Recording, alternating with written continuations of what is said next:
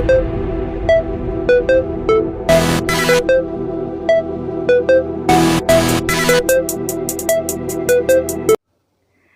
students, welcome to our e-class session. I am your social science teacher Rekha Khola. A hearty welcome to all my students and parents. I hope you all are in best of your health and started your work properly. Before I start, I humbly request all parents to spend a quality time with your children and make them understand what this video actually want to convey. Today, we are going to start with a new chapter. The name of the chapter is The Earth in the Solar System. इस 6th class का chapter है geography का, NCERT book से है। Solar system के बारे में हम डिटेल स्टडी करेंगे। कौन कौन से प्लेनेट हैं, क्या क्या पोजीशन है, सेलेस्टियल बॉडीज के बारे में, कॉन्स्टलेशंस के बारे में, सभी के बारे में हम डिटेल स्टडी करने वाले हैं। So let's get started. The earth in the solar system. How wonderful it is to watch the sky after sunset. Sunset मतलब सूर्यास्त, यानी कि सूर्यास्त के बाद में आकाश को देखना कितना अच्छा लगता है। One would first notice one or two bright dots shining in the sky. आसमान में पहले एक या दो चमकते बिंदु ही दिखते हैं। शाम के टाइम जब हम आकाश में देखते हैं तो एक या दो ही चमकते बिंदु हमें दिखाई देते हैं, वो स्टार होते हैं। Soon you would see the number increasing. जल्दी आप देखेंगे कि उनके नंबर बढ़ते जाते हैं, उनकी संख्या बढ़ती जाती है। You cannot not count them any more. आप उनको काउंट नहीं कर सकते। काउंट करना मतलब गिनना, ठीक है, आप उनकी गणना नहीं कर सकते हैं। The whole sky is filled with tiny shining objects, some are bright other dim, यानी कि संपूर्ण आकाश छोटी छोटी चमकदार वस्तुओं से भर जाता है, जिसमें से कुछ चमकीले होते हैं, ब्राइट चमकीले, अदर डिम यानी कि दूसरे जो हैं धुंधले होते हैं। इट सीम्स, ऐसा प्रतीत होता है, as if the sky is studded with diamond, जैसे आकाश में हीरे जड़े हों। They all appear to be twinkling, वे सभी टिमटिमाते नजर आते हैं। But if you look at them carefully you will notice that some of them do not twinkle as others do. लेकिन अगर आप उनको ध्यान से देखेंगे तो आप पाएंगे कि इनमें से कुछ की टिमटिमाहट दूसरे से अलग है। Simply glow without any flickers just as the moon shines, ये बिना किसी टिमटिमाहट के चंद्रमा के समान चमकते हैं। आगे देखिए इसमें, along with these bright objects they may also C the moon on the most of the days. It may however appear at different times in different shapes and at different positions. यानी कि इन चमकीली वस्तुओं के साथ आप लगभग प्रतिदिन चंद्रमा को भी देखते हैं। ये अलग अलग समय पर अलग अलग आकार तथा अलग अलग स्थितियों में दिखाई पड़ता है। You can see the full moon only once in about a months time. आप पूर्ण चंद्र को लगभग एक महीने में एक बार देख सकते हैं। इट इज़ फुल मून नाइट और पूर्णिमा, यह पूर्ण चंद्रमा वाली रात यानी कि पूर्णिमा होती है, जिस दिन फुल मून होता है। आई होप ये आपको क्लियर हो रहा होगा। A fortnight later you cannot नॉट it all it, is a new moon night नाइट और अमावस्या। देखिए, फोर्टनाइट मीन्स होता है 15 दिन। 15 दिन के बाद आप इसे नहीं देख सकते। It a new moon night नाइट और अमावस्या, यानी कि यह नए चंद्रमा की रात्रि या अमावस्या होती है। On this day you can watch the night sky best provided it a a clear night. ऐसी रात में अगर आसमान साफ है तो आप आसमान का अवलोकन अच्छी तरह से कर सकते हैं, यानी कि आसमान को अच्छे से ऑब्जर्व आप कर सकते हैं। Do you wonder why can't we see the moon and all those bright tiny objects during day time? क्या आपको इस बात पर आश्चर्य नहीं होता, वंडर मतलब आश्चर्य, कि क्या आपको इस बात पर आश्चर्य नहीं होता कि हम दिन के समय चंद्रमा एवं इन सभी छोटी चमकीली वस्तुओं को क्यों नहीं देख पाते हैं? It is because the very bright light of the sun does not allow us to see all these bright objects of the night sky. ऐसा इसलिए है क्योंकि सूर्य के बहुत ज़्यादा तेज प्रकाश होने के कारण रात के समय जो चमकने वाली वस्तुओं को हम दिन में नहीं देख पाते हैं। The sun, the moon and all those objects shining in the night sky are called celestial bodies. सूर्य, चंद्रमा और वे सभी वस्तुएं जो रात के समय आसमान में चमकती हैं, शाइनिंग मतलब चमकना, उनको क्या बोलते हैं? सेलेस्टियल बॉडीज मीन्स क्या होता है? खगोलीय पिंड, ठीक है। तो उनको हम क्या बोलते हैं? खगोलीय पिंड, ठीक है। तो जो सूर्य है, चंद्रमा है और जो सारी वस्तुएं हैं जो रात के समय आसमान में चमकती हैं उनको हम कहते हैं खगोलीय पिंड। सम सेलेस्टियल बॉडीज यानी कि कुछ खगोलीय पिंड are very big and hot, बहुत बड़े होते हैं और गर्म होते हैं। They are made up of gases, वो गैसों से बने होते हैं। They have their own heat and light, उनका अपना जो है उष्मा और प्रकाश होता है। हीट मतलब उष्मा और लाइट मतलब प्रकाश। Which they emit in large amounts, जिसे वे बहुत बड़ी मात्रा में उत्सर्जित करते हैं। एमिट मतलब उत्सर्जन करना, ठीक है। These celestial bodies are called stars, और इन खगोलीय पिंडों को, सेलेस्टियल बॉडीज का मतलब होता है खगोलीय पिंड, इन खगोलीय पिंडों को तारा कहते हैं। सन इज अ स्टार, सूर्य भी एक तारा है। नेक्स्ट पैराग्राफ पर चलिए। Countless twinkling star in the night sky are similar to the sun, रात के समय चमकते हुए अनगिनत तारे। काउंटलेस मतलब अनगिनत, ट्विंकलिंग स्टार का मतलब होता है चमकते हुए, यानी कि रात के समय चमकते हुए अनगिनत तारे सूर्य के समान ही हैं। But we do not feel their heat और लाइट, लेकिन हम इनकी जो हीट और जो लाइट है उसको हम फील नहीं कर पाते हैं। And they look so tiny because they are very very far from us, क्योंकि ये बहुत ही छोटे होते हैं और ये बहुत ही दूरी पर होते हैं। You must have notice that all objects look smaller when seen from a distance.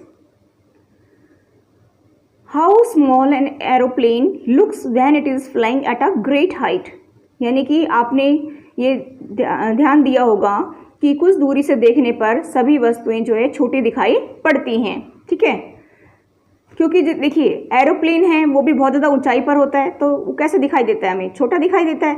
इसलिए हम ज़्यादा दूरी से कोई चीज़ को देखते हैं तो कैसे दिखाई देती है, वो छोटी दिखाई देती है। इसलिए जो है आसमान में जो तारे होते हैं वो हमें छोटे दिखाई देती है, उनकी हीट और लाइट हमें महसूस नहीं होती है, ठीक है, क्योंकि काफ़ी दूरी पर होने के कारण ऐसा होता है। आगे चलिए। While watching the night sky you may notice various patterns formed by different groups of stars, these are called constellations.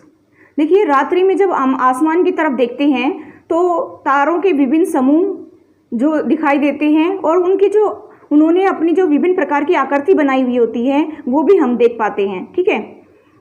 These are called constellations, और इनको हम, कॉन्स्टेलेशन का मतलब होता है नक्षत्र मंडल, उनको हम नक्षत्र मंडल कहते हैं। उर्सा मेजर और big bears is one such constellation, यानी कि उर्सा मेजर और जो बिग बियर है एक प्रकार का कॉन्स्टेलेशन है, यानी कि नक्षत्र मंडल है।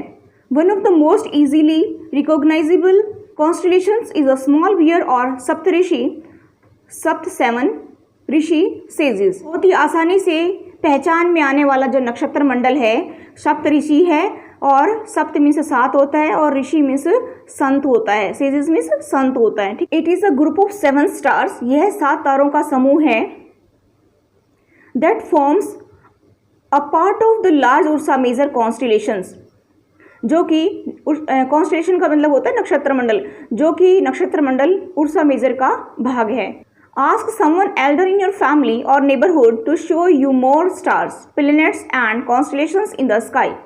अपने परिवार या पड़ोस में किसी बड़े व्यक्ति से कहिए कि वह आपको आसमान में और अधिक तारों, ग्रहों और जो है नक्षत्र मंडलों को दिखाएं। Move to the next paragraph. In ancient times, people used to determine directions during the night with the help of stars. Ancient time का मतलब होता है प्राचीन समय से, ठीक है, यानी कि प्राचीन समय में लोग जो है रात्रि में दिशा का जो निर्धारण करते थे, डिटरमाइन मतलब निर्धारण करना, डायरेक्शन मतलब दिशा, during the night with the help of stars, यानी कि प्राचीन समय में लोग रात्रि में दिशा का निर्धारण तारों की सहायता से करते थे, ठीक है। The north star indicate the north direction, यानी कि उत्तरी तारा उत्तर दिशा को बताता है।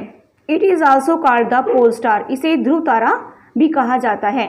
It always remains in the same position in the sky, यह आसमान में हमेशा एक ही स्थान पर रहता है। पोजिशन मतलब स्थान, पोल स्टार मतलब होता है ध्रुव तारा। We can locate the position of the pole star with the help of Saptarishi, हम सप्तऋषि की सहायता से ध्रुव तारे की स्थिति को जान सकते हैं। देखिए आप फिगर में देख सकते हैं सप्तऋषि एंड द नॉर्थ स्टार। ये जो गर्ल है ये खड़ी है यहाँ पर, आप देख रहे हैं, इसमें अपनी बुक में आप देख सकते हैं साथ में। तो यहाँ पर जो है इसका फेस किधर है, आप देखिए इधर, ये इसकी डायरेक्शन है नॉर्थ की तरफ, ठीक है। ये नॉर्थ स्टार को देख रही है, इधर ईस्ट है, इधर वेस्ट है, ये नॉर्थ है, नीचे साउथ है, ठीक है। तो ये नॉर्थ स्टार को देख रही है। तो हमने यहाँ पर क्या पढ़ा कि पहले जो है प्राचीन समय में लोग दिशाओं का जब निर्धारण करते थे तो कैसे करते थे, तारों के माध्यम से करते थे, ठीक है। जो ये उत्तरी तारा है, नॉर्थ स्टार है, ये उत्तरी दिशा को ही दर्शाता है और ये स्थिर है, ठीक है। इसको हम पोल स्टार बोलते हैं, जिसको ध्रुव तारा कहा जाता है। तो ये जो लड़की यहाँ पर खड़ी है, ये किसकी तरफ देख रही है, इसका फेस किधर है, नॉर्थ की साइड में है, ठीक है। तो ये नॉर्थ स्टार को देख रही है और इसको हम क्या बोलते हैं, पोल स्टार बोलते हैं, करेक्ट। आपको क्लियर हो गया होगा। Move to the next paragraph. Some celestial bodies do not have their own heat and light. Celestial body का मतलब क्या होता है, मैंने अभी बताया था आपको कि खगोलीय पिंड कहा जाता है, यानी कि कुछ खगोलीय पिंडों का अपना प्रकाश और ऊष्मा नहीं होती है। They are lit by the light of the stars. ये जो प्रकाश लेते हैं वो कहाँ से लेते हैं, ये तारों के प्रकाश से प्रकाशित होते हैं। सच बॉडीज आर कॉल्ड प्लैनेट्स। ऐसे पिंड जो हैं प्लैनेट्स कहलाते हैं। प्लैनेट्स मीन्स क्या होता है, ग्रह होता है, ठीक है। The word planet comes from the Greek word planetai which means wonders. यानी कि ये जो प्लैनेट वर्ड है ये कहाँ से आया, ये ग्रीक वर्ड है, ठीक है। यानी कि प्लैनेट जो है अंग्रेजी में जिसको हम प्लैनेट बोलते हैं, ये ग्रीक भाषा के प्लैनेटाई शब्द से बना है, विच मीन्स वंडर, जिसका अर्थ होता है परिभ्रमिक, अर्थात चारों ओर घूमने वाला, ठीक है। Clear, any doubt. The earth on which we live is a planet. पृथ्वी जिस पर हम रहते हैं ये क्या है, एक ग्रह है, ठीक है। ये तो आपको ऑलरेडी पता है। It gets all its heat and light from the sun. यह अपना संपूर्ण प्रकाश और ऊष्मा कहाँ से प्राप्त करती है, सूर्य से प्राप्त करती है। Which is our nearest star, जो हमारे सबसे नजदीक का तारा है। If we look at the earth from a great distance, see the moon, it will appear to be shining just as the moon. पृथ्वी को बहुत अधिक दूरी से जैसे चंद्रमा से देखने पर कैसा प्रतीत होता है कि ये चंद्रमा की तरह चमकती हुई प्रतीत होती है, ठीक है। Move to the next paragraph. The moon that we see in the sky is a satellite. It is a companion of our earth and moves around it. आसमान में दिखने वाला जो चंद्रमा है वो क्या है, एक उपग्रह है। सैटेलाइट मीन्स होता है उपग्रह, ठीक है। It is a companion of our earth and moves around it. ये हमारी पृथ्वी का सहचर है, कंपेनियन मतलब साथी है, ठीक है। और एंड मूव्स अराउंड इट, और इसके चारों ओर चक्कर लगाता है। लाइक आवर अर्थ, हमारी पृथ्वी के समान, there are 8 other planets that get heat and light from the sun. अन्य ग्रह जो सूर्य से प्रकाश और ऊष्मा प्राप्त करते हैं। Some of them have their moons too. उनमें से कुछ के पास अपने चंद्रमा भी हैं। हमारा जो है solar system, the solar system. अब सोलर सिस्टम से आप क्या समझते हैं, देखिए यहाँ पर इंटरेस्टिंग फैक्ट दिया हुआ है, आप देखिए इधर। Jupiter, Saturn and Uranus have rings around them. These are belts of small debris. These rings may be seen from the earth with the help of powerful telescope. यानी कि इंटरेस्टिंग फैक्ट का मतलब होता है रोचक तथ्य, ठीक है। इसमें क्या बताया गया है कि जुपिटर, सैटर्न एंड यूरेनस। अब जुपिटर से आप क्या समझते हैं, जुपिटर मतलब होता है बृहस्पति, सैटर्न मीन्स होता है शनि, और यूरेनस ये क्या है कि इनके चारों ओर छल्ले हैं। These are belts of small debris. ये छल्ले विभिन्न पदार्थों के असंख्य छोटे छोटे पिंडों से बनी पट्टियां हैं, ठीक है। These rings may be seen from the earth with the help of powerful telescope. पृथ्वी से इन छल्लों को हम शक्तिशाली टेलीस्कोप मतलब दूरबीन की सहायता से देख सकते हैं। अभी हम चलेंगे सोलर सिस्टम पर। The solar system, the sun, 8 planets, satellites and some other celestial bodies known as asteroid and meteorites. देखिए यहाँ पर जो है सूर्य, 8 ग्रह, और यहाँ पर सैटेलाइट का बताया गया है। सैटेलाइट मीन्स क्या होता है, उपग्रह। And some other celestial bodies, और दूसरे कुछ खगोलीय पिंड। सेलेशियल बॉडीज को हमने पढ़ा पीछे, तो क्या उसका मतलब होता है, खगोलीय पिंड होता है, ठीक है। एस्ट्रॉइड का मतलब यहाँ पर क्या होता है, एस्ट्रॉइड मीन्स होता है क्षुद्र ग्रह, और मीटियोइड्स का मतलब क्या होता है, उल्का पिंड होता है, ठीक है। Form the solar system we often call it a solar family with the sun as its head. सूर्य, 8 ग्रह, उपग्रह और कुछ अन्य खगोलीय पिंड जैसे क्षुद्र ग्रह एवं उल्का पिंड मिलकर के सौरमंडल का निर्माण करते हैं। उसे हम सौर परिवार का नाम देते हैं। ठीक है, उसे ही हम क्या कहते हैं, सोलर सिस्टम बोलते हैं। ठीक है, जिसका मुखिया कौन है, जिसका हेड कौन है, सन होता है, सूर्य है। देखिए आगे इसमें आप यहाँ पर देख सकते हैं, यहाँ पर ये सन है, यहाँ पर मरकरी है,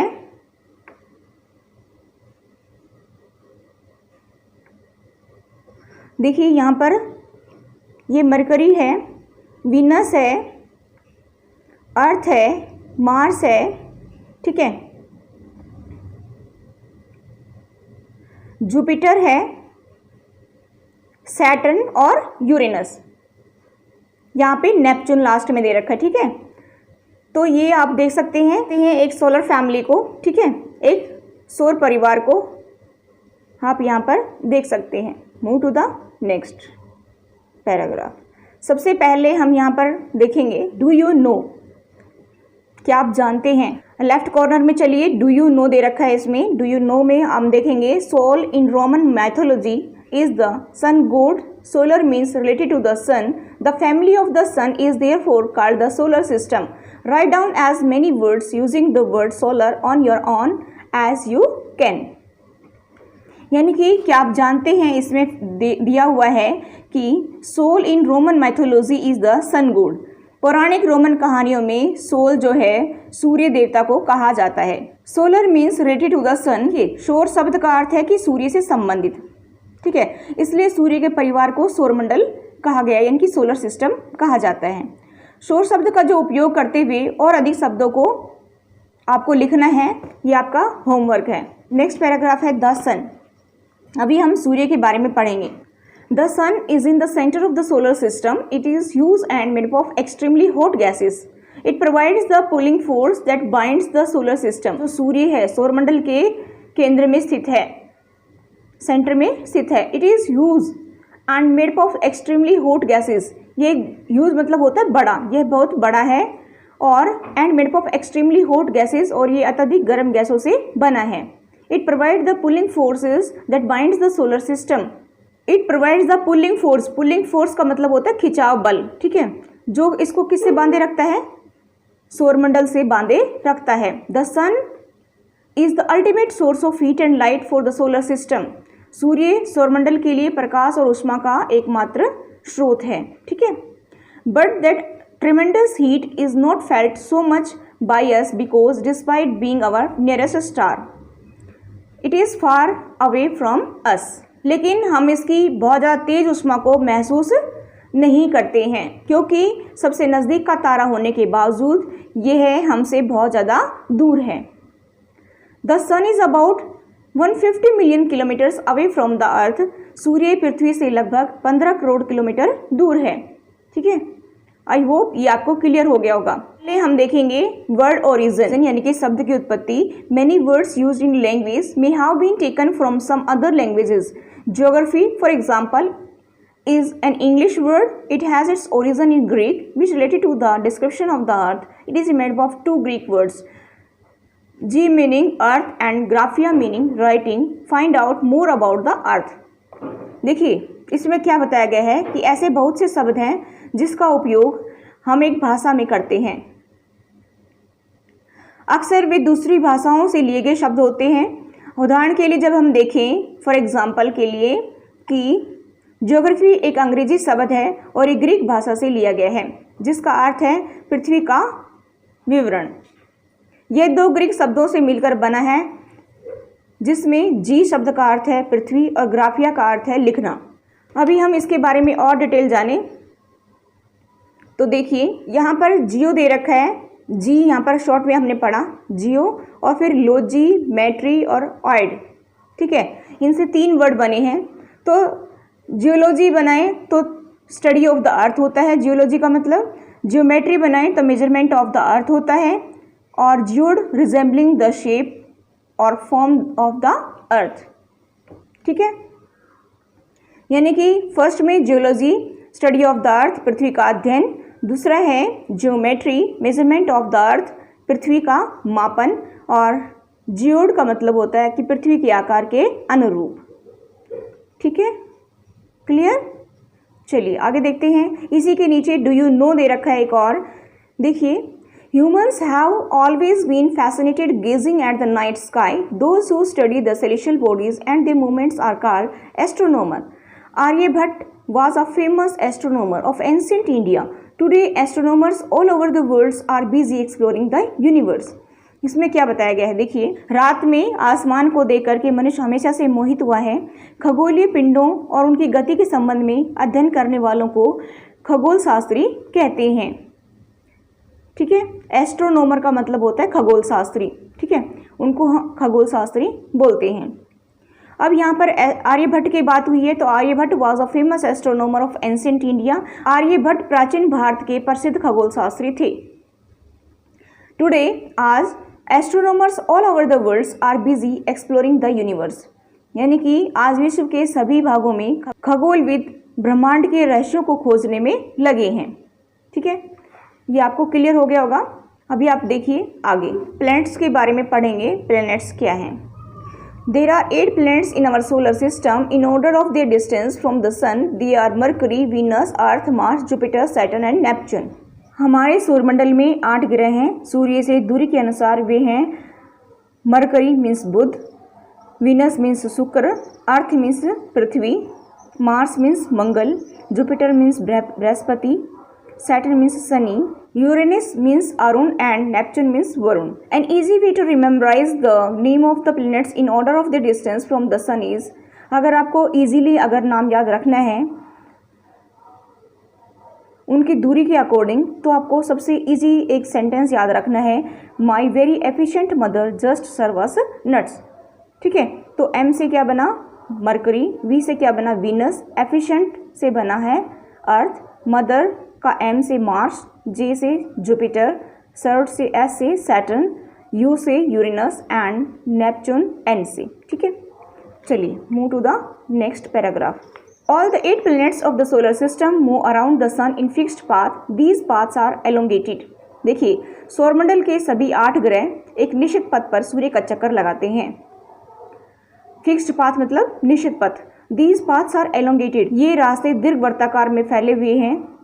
They are called orbits. ये कक्षा कहलाते हैं। Mercury is the nearest to the sun. बुध सूर्य के सबसे नज़दीक है। It takes only about 88 days to complete 1 round along its orbit. अपनी कक्षा में सूर्य के चारों ओर चक्कर लगाने में इसे केवल 88 दिन लगते हैं। Venus is consider as Earth twin because its size and shape are very much similar to that of Earth. शुक्र को पृथ्वी का जुड़वा ग्रह माना जाता है। अर्थ ट्विन्स का मतलब होता है जुड़वा ग्रह। ठीक है, because its size and shapes are very much similar to that of Earth, क्योंकि इसका आकार और जो है आकृति लगभग पृथ्वी के समान ही है। ये till recently August 2006 Pluto was also consider a planet. देखिए, ये ओल्ड बुक्स में दिया हुआ है, अभी प्लूटो को हटा दिया गया है, प्लूटो को प्लैनेट में शामिल नहीं किया गया है, तो हम इसको छोड़ देंगे। ठीक है, द अर्थ के बारे में पढ़ेंगे। The earth is the 3rd nearest planet to the sun. In size it is the 5th largest planet. सूर्य से दूरी के हिसाब से पृथ्वी तीसरा ग्रह है। In size it is the 5th largest planet. आकार में यह 5वां सबसे बड़ा ग्रह है। It is slightly flattened at the poles. यह ध्रुव के पास थोड़ा चपटी है। फ्लैटन मतलब चपटी, पोल्स मतलब ध्रुव। That is why its shape is describe as a geoid. Geoid means an earth like shape. That's why इसी कारण से its shape is describe as a geoid, यानी कि इसके आकार को भूआब कहा जाता है। Geoid means an earth like shape, यानी कि जियोड का मतलब होता है भूआब, उसका अर्थ है पृथ्वी के समान आकार। देखिए, नेक्स्ट हमारा है conditions favourable to support life are probably found only on the earth. The earth is neither too hot और नॉट टू कोल्ड। जीवन के लिए अनुकूल, फेवरेबल कंडीशंस का मतलब होता है अनुकूल परिस्थितियाँ। जीवन के लिए अनुकूल परिस्थितियाँ केवल पृथ्वी पर ही पाई जाती हैं। The earth is neither too hot और नॉट टू कोल्ड। पृथ्वी न तो अधिक गर्म है और न ही अधिक ठंडी है। It has water and air. यहाँ पर पानी और वायु उपस्थित है। Which are very essential for our survival. Essential मतलब जरूरी, आवश्यक, जो हमारे जीवन के लिए बहुत ही आवश्यक हैं। The air has life supporting gases like oxygen. Because of these reasons the earth is a unique planet in the solar system. वायु में जीवन के लिए आवश्यक गैसें जैसे ऑक्सीजन मौजूद है। बिकॉज ऑफ दीज रीजन्स, इन्हीं कारणों की वजह से the earth is a unique planet in the solar system. इन्हीं कारणों की वजह से क्या है कि पृथ्वी सौरमंडल का सबसे अद्भुत ग्रह है। ठीक है। From the outer space the earth appears blue because it's 2/3 surface is covered by water. अंतरिक्ष से देखने पर पृथ्वी नीले रंग की दिखाई पड़ती है। अपीयर्स मतलब दिखाई पड़ती है।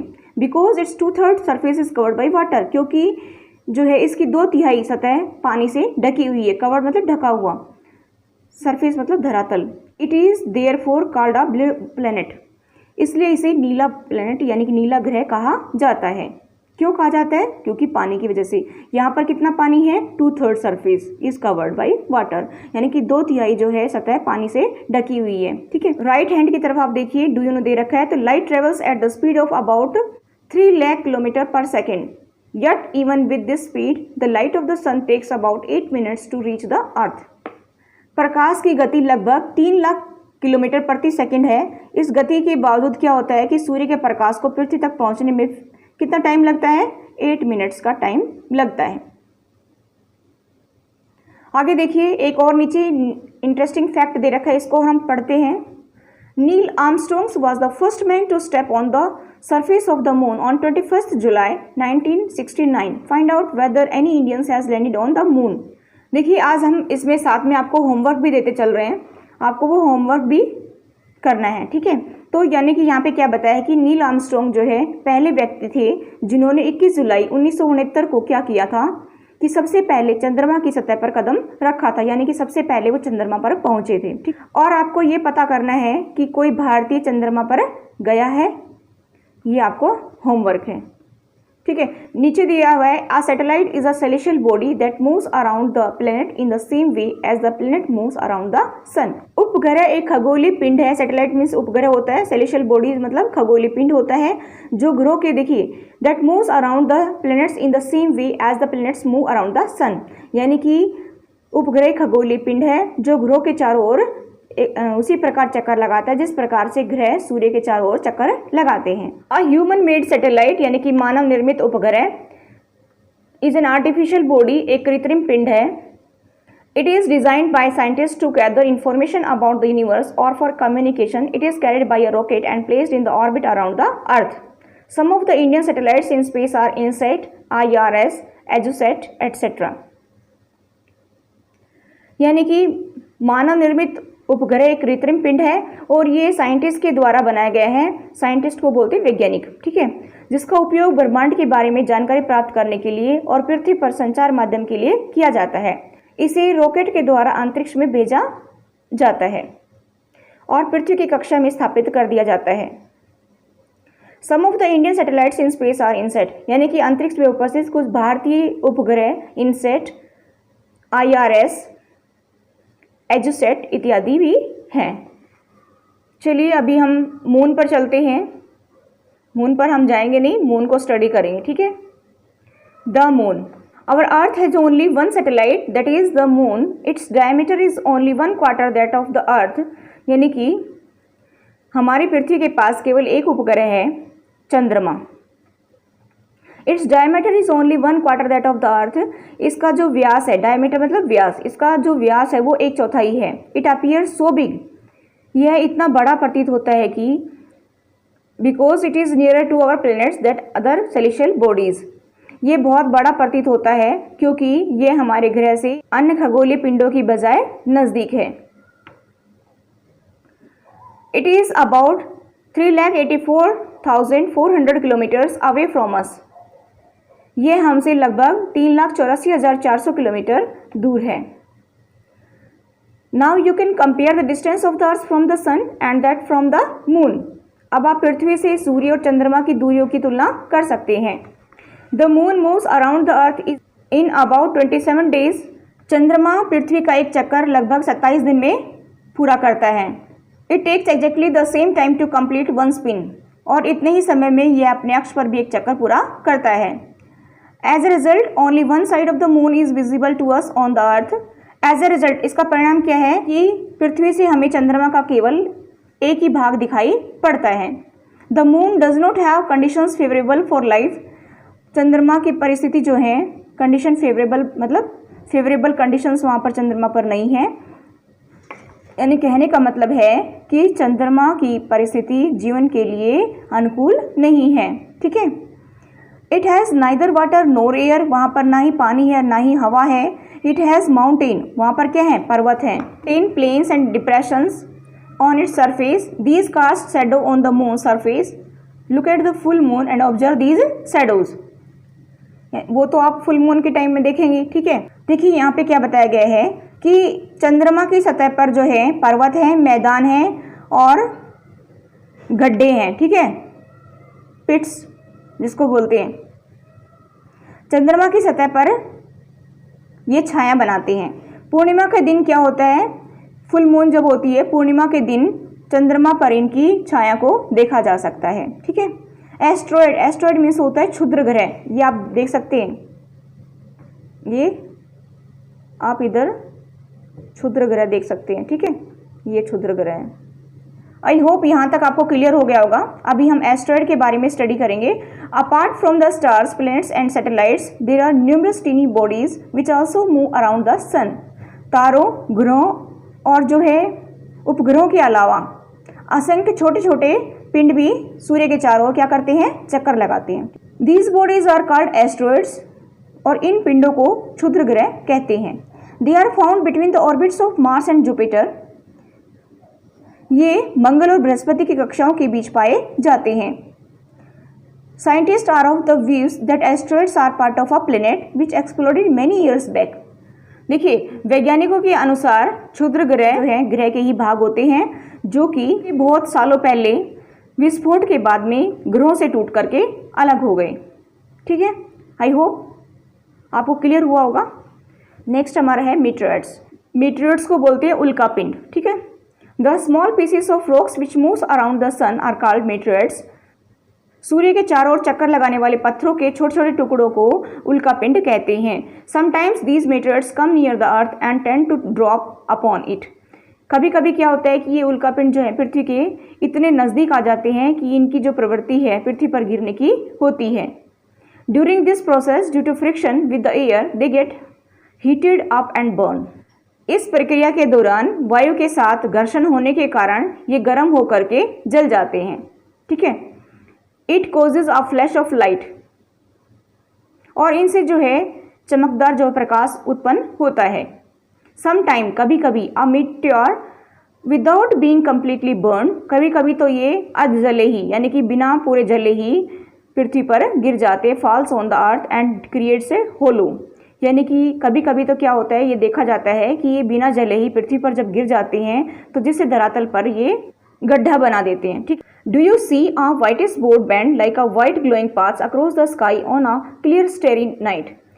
क्या आपने तारों वाले आकाश में एक ओर से दूसरी ओर तक फैली हुई चौड़ी सफ़ेद पट्टी की तरह एक चमकदार रास्ते को देखा है? It a a cluster of millions of star. यह लाखों तारों का समूह है। This band is a milky way Galaxy.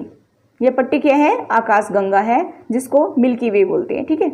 In ancient India it was imagined to be a river of light flowing in the sky. प्राचीन भारत में इसकी कल्पना आकाश में प्रकाश की एक बहती नदी से भी की गई थी कि प्राचीन समय में लोग कहते थे कि आकाश में एक नदी बहती है, जो ये सफ़ेद सफ़ेद पट्टी दिखाई देती थी, उसके बारे में ऐसा बोला जाता था। दस इट वॉज नेम्ड आकाश गंगा। इस प्रकार से इसका नाम आकाश गंगा पड़ा था। A galaxy is a huge system of billions of stars and clouds of dust and gases. आकाश गंगा करोड़ों तारों, बादलों और गैसों की एक प्रणाली है। There are millions of such galaxies that makes the universe. इस प्रकार की लाखों आकाश गंगाएं मिलकर के ब्रह्मांड का निर्माण करती हैं। It is difficult to imagine how big the universe is. ब्रह्मांड की विशालता की कल्पना करना बहुत ज़्यादा मुश्किल है। Scientists are still trying to find out more and more about it. वैज्ञानिक अभी भी इसके बारे में अधिक से अधिक जानकारी एकत्र करने में जुटे हुए हैं, यानी कि प्राप्त करने में जुटे हुए हैं, इकट्ठा करने में जुटे हुए हैं। ठीक है। We are not certain about its size, but we know that all of us, you and I, belong to this universe.